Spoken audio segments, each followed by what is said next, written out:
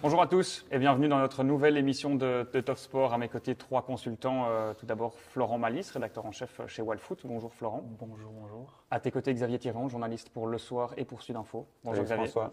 Et Julien de Noël, spécialiste du RWDM et aussi journaliste chez Sud Info et pour Le Soir. Bonjour François. Et on commence avec toi, Julien. Allons-y. Qui est ton homme de cette dernière journée de Pro League? C'est Benito Raman, l'attaquant de Malines, qui a fait chuter l'Union avec son but. Donc là, il a mis fin à la série de 13 matchs en défaite de l'Union.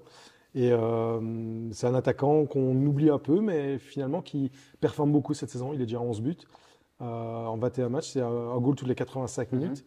Et je pense que c'est lui qui peut aider Malines à se sauver, parce que cette victoire a été très importante pour les sortir de la zone rouge. Et voilà.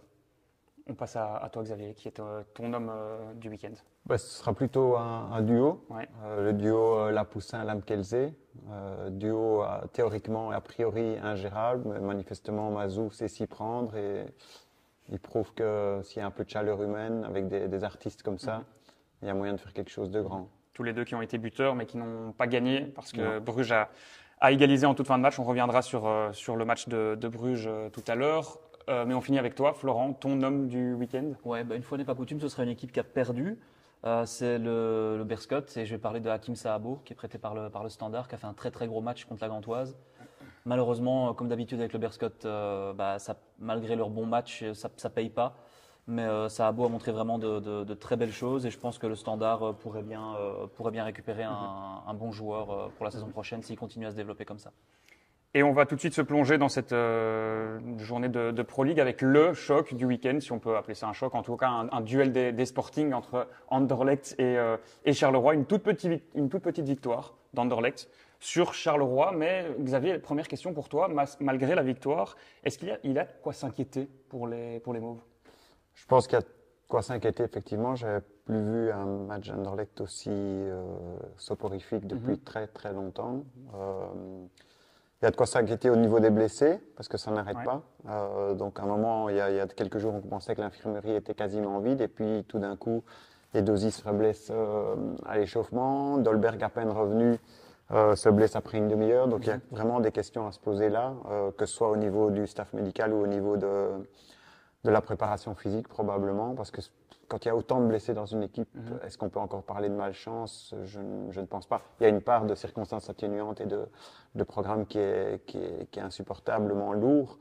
Mais voilà, il y a quand même des questions à se poser. Même David Hubert, évidemment, il ne peut pas non plus raconter n'importe quoi, mais il disait lui-même que forcément, il commençait aussi à se poser des questions. Florent, je pense que tu étais aussi au match entre Charleroi et Anderlecht. La mauvaise nouvelle, c'est la blessure de Dolberg, qui a dû sortir et qui a été remplacé par Vasquez buteur.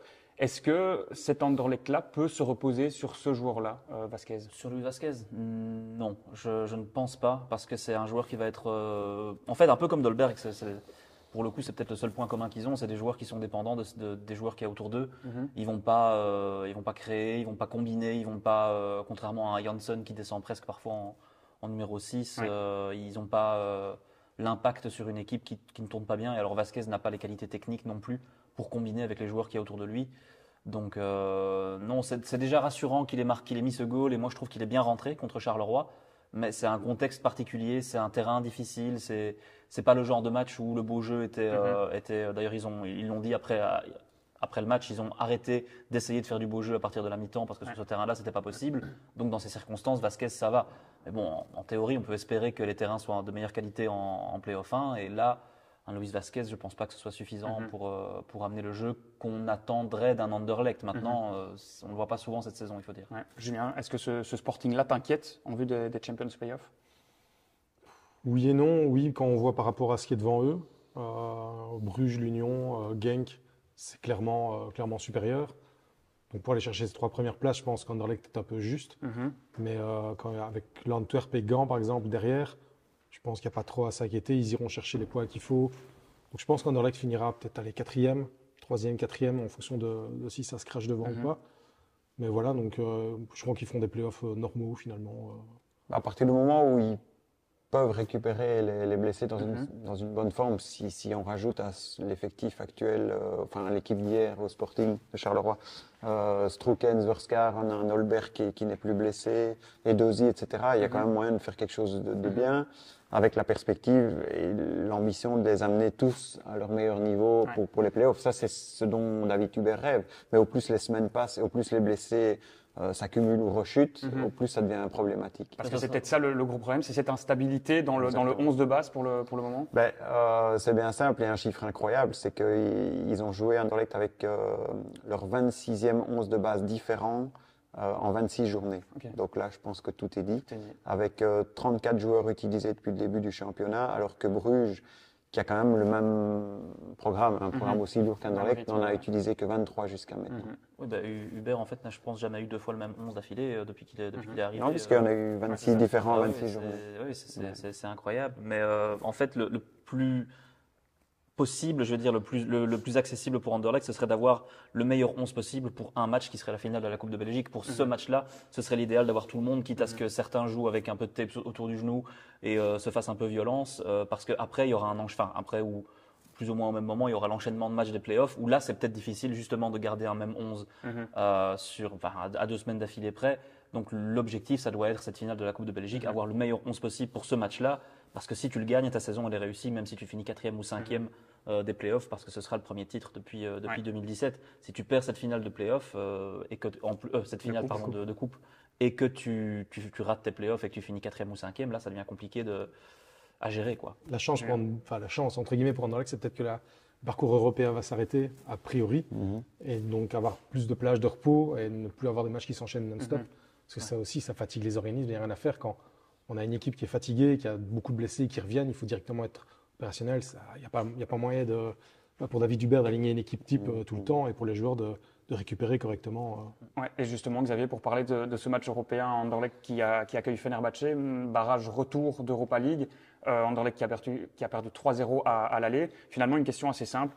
Comment ne pas être ridicule face à Fenerbahçe pour ce match retour ? Je pense que là, il y a quand même un petit peu d'espoir parce qu'au match aller, ils se sont pris 3-0, mais pour moi, ils ont quand même été loin d'être ridicules, surtout en première mi-temps. C'est clair que il n'y a pas que ça, l'arbitrage n'a pas aidé. Un penalty aurait quand même dû être donné, pour dire le moins. Et pour le match retour, ça va quand même être sans doute là un petit peu plus compliqué à gérer de nouveau pour David Hubert parce que forcément, il ne va pas pouvoir prendre des risques de mettre ses meilleurs joueurs, surtout s'ils sont pas fit. Il y a le match contre l'Union qui arrive le dimanche d'après. 3-0, il faudrait vraiment un incroyable miracle pour s'en sortir. Donc je pense qu'on va assister à un 11 de base avec une équipe mixte. Et il faudra voir ce que ça donne contre une équipe du Fener qui est quand même super expérimentée, mais qui quand même le lundi qui suit aura le choc contre Galatasaray. Donc eux aussi auront autre chose en tête. Ouais, parce qu'Anderlecht joue contre l'Union le week-end qui arrive, justement l'Union qui est tombée dans le piège de Malines, l'Union qui était sur une série de 13 matchs sans défaite en championnat, une série qui avait commencé contre Malines et elle se termine contre Malines. Florent, est-ce que pour toi c'est plus qu'un faux pas cette défaite ? Non, je pense qu'il faut aussi le prendre dans le contexte c'est entre 2 matchs européens aussi. Alors évidemment, malheureusement, comme Anderlecht, l'Union, je pense que le match retour va être un petit peu sacrifié parce que ils jouent pas à domicile en plus, donc aller refaire un retard comme ça à l'extérieur, ça va être compliqué. Mais je pense que c'est juste ça. Je pense que c'est l'enchaînement des matchs. Je pense qu'une série aussi longue, il y a un moment, elle allait s'arrêter. Et c'est toujours un petit peu dans les matchs qu'on attend moins. Donc à domicile contre Malines, en fait, c'était peut-être le match typique où on perd des points de manière inattendue. Moi, je pense pas que ce soit inquiétant pour l'Union. Ils s'étaient en fait permis ce genre de petit écart grâce à la belle série qu'ils avaient faite avant. Donc non, je pense pas que ce soit inquiétant du tout. Julien, contre Malines, Van Hout n'était pas dans le groupe car laissé au repos. Burgess était sur le banc pour qu'il soit aussi laissé au repos. Et on a vu que c'était beaucoup plus compliqué sans ces 2 joueurs-là. Finalement, est-ce que le noyau n'est-il pas trop court à l'Union ? Quand on voit qu'on enlève l'un ou l'autre leader, directement, ça fonctionne à rien moins bien. Je ne sais pas s'il est trop court en tout cas pour une saison, mais pour un match, parfois, on voit qu'effectivement, comme tu dis, tu enlèves 1 ou 2 joueurs, tu as peut-être 13, 14 titulaires vraiment, et peut-être pour certains postes, derrière, c'est pas assez costaud pour avoir le même impact. Et voilà, après, c'est un match, ça arrive aussi. Est-ce que ça veut dire que le noyau est vraiment trop court ? je sais pas, il faudra voir sur la longueur si ces joueurs-là sont absents plus longtemps. Effectivement, est-ce que les mêmes problèmes sont récurrents parce que c'était juste un faux pas. Et donc Anderlecht qui accueille Fenerbahçe en barrage retour d'Europa League. L'Union se déplace à l'Ajax Amsterdam. Match aller perdu 0-2. Comment finalement Xavier retourner cette situation et est-ce que c'est possible de retourner cette situation à Amsterdam? Je pense que rien n'est impossible pour l'Union, avec l'état d'esprit que les unionistes peuvent afficher, avec leur talent, etc., leur qualité offensive. Mais bon, ça reste quand même, ça reste l'Ajax, c'est mal barré, c'est clair. Et à mon avis, ce sera plus un city trip qu'autre chose. Et on verra le résultat jeudi soir, donc à la Johan Cruyff Arena, l'Union qui affrontera à Amsterdam. Pendant ce temps-là, le Standard n'aura pas de match à jouer en semaine. Ils ont par contre perdu contre Genk le week-end dernier. Ça ne met pas encore fin officiellement aux espoirs de Champions Playoff, mais ça devient vraiment, vraiment compliqué. À 5 points de Gand, Julien, est-ce que les Liégeois doivent encore y croire? Non. Non, je crois. Enfin, faut être clair, vu le programme qu'ils ont, je pense que c'est pas possible. Je serais déjà même surpris qu'ils arrivent à prendre 3 points sur les 4 derniers matchs qui restent. Ça me semblerait beaucoup. Et donc aller refaire 5 points sur Gand, même si c'est pas un grand Gand actuellement, non, je crois qu'ils doivent même plutôt regarder derrière que devant. Xavier, le coach Ivan Leko a dit après le match, peut-être que je devrais me contenter d'un peu moins. Finalement, est-ce que le Standard et peut-être les gens autour ont rêvé peut-être un peu trop grand en voyant les Champions Playoff? Oui, forcément, mais d'un autre côté, c'est normal parce qu'ils étaient quand même tout près. Ils sont encore tout près, même si, comme Julien, je pense que ça ne le fera pas. Et quand Leko dit ça, je pense que Leko se rend compte qu'il a toujours eu raison depuis le début de la saison de viser avant tout le côté organisation, ce qui leur a rapporté énormément. Et dès que le Standard se croit un peu trop beau par rapport à ses qualités, ça foire à chaque fois. Ouais. Donc je pense que Leko est surtout très réaliste. Il est très réaliste. Il avait réalisé pas mal de changements ici contre Genk, des changements qui ne sont pas avérés payants. Peut-être une question un peu cash pour toi, Florent Malice. Est-ce que Ivan Leko doit rester et est toujours l'homme de la situation au Standard? Oui, je crois. Ils ont perdu à domicile contre Genk, qui est le leader, donc c'est pas non plus... Non, je pense qu'il faut aussi un petit temps pour que les renforts qui viennent d'arriver. Donc Attila Zalai, je pense que c'était sa première titularisation ce vendredi. Donc et il a fait un bon match, donc c'était un changement assez réussi. Il y a aussi le gardien qui devait prendre ses marques, Gavin Bazounou. Donc je pense qu'il faut laisser aussi les quelques transferts qui sont arrivés prendre leurs marques. Et on fera peut-être le bilan à la fin de la saison. C'est-à-dire qu'il y aura peut-être des Playoffs 2, des Europe Playoffs, ce qui permettrait aussi à tout le monde de faire un reset mental, parce que là, pour le moment, ils sont en train de lutter pour ne pas non plus tomber en playdowns. C'est toujours dans la tête, ils sont qu'à 3 points, je pense, des playdowns. 6 points du... Le Standard est à 6 points, ouais. 6 points des playdowns. C'est Charleroi qui a 3 points. Enfin bref, ça reste, vu le programme, ça reste dangereux. Donc ils sont plus ou moins à la même distance des playoffs et des playdowns. Je pense qu'au moins les Europe Playoffs seraient une sorte de reset mental qui permettrait à tout le monde de jouer relâché, de ne plus avoir grand-chose à perdre et même d'avoir quelque chose à gagner s'il commence bien ces Europe Playoffs. Donc je pense que là, on pourra à ce moment-là tirer des conclusions. Oui. Et on finit notre tour du football belge avec le club de Bruges qui affronte l'Atalanta Bergame en match retour de Ligue des Champions. Mais avant ça, ils ont perdu des points contre Saint-Tron qui se bat contre la relégation. Est-ce que, Xavier, pour toi, c'est un manque de professionnalisme de perdre des points contre Saint-Tron comme ça entre 2 matchs européens? C'est toujours embêtant, évidemment, mais c'est tellement compréhensible quand ils doivent jouer à un tellement haut niveau, au niveau de la Ligue des Champions, puis retomber, se farcir le terrain synthétique de Saint-Tron, etc. Être rapidement mené 2-0, et puis malgré tout, ils ont quand même encore les ressources pour revenir à 2-2. Donc, au niveau mental, finalement, ils en sortent de manière positive en arrachant un point dans les arrêts de jeu. Donc voilà, ça reste, c'est loin d'être inquiétant pour Bruges. Florent, Bruges qui se déplace à Bergame, Bruges qui a gagné de justesse le match aller sur le score de 2-1. Voilà, comment est-ce que cette équipe doit aborder ce match retour? Pas de façon trop défensive, parce que c'est la meilleure façon de prendre une casquette. Ils doivent jouer leur jeu là-bas. Ils ont l'équipe pour contrôler aussi, pour gérer les moments forts adverses, avec un Van Aken qui sait ne pas perdre le ballon qu'il ne faudrait pas perdre, ce genre de choses.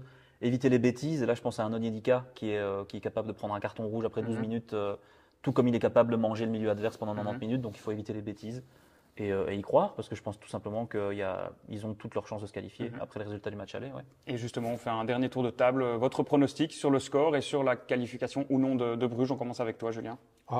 Et Bruges qualifié. Xavier? 2 partout. Et Bruges qualifié. Oui. Et donc Florent? Ouais, moi je verrais bien effectivement un match nul. Ouais. Ok. Et donc, Et Bruges qualifié. et donc vous voyez tous les trois Bruges qui est qualifié. On en reparlera lundi prochain dans notre nouvelle émission de Top Sport. D'ici là, bonne semaine et à lundi prochain. Merci. Merci.